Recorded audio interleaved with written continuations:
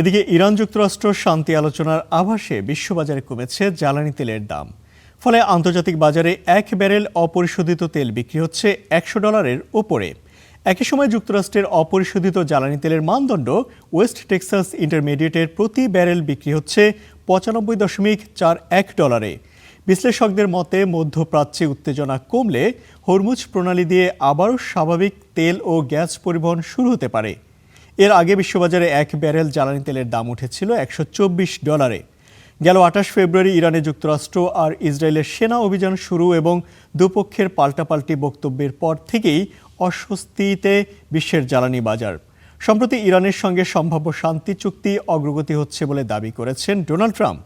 একই সঙ্গে তিনি হরমুজ প্রণালীতে মার্কিন সহায়তা কার্যক্রম প্রজেক্ট ফ্রিডম সাময়িক স্থগিতের ঘোষণাও দেন। এর ফলে বিনিয়োগকারীরা ধারণা করছেন বড় ধরনের সংঘাত এড়ানো এখনও সুযোগ রয়েছে।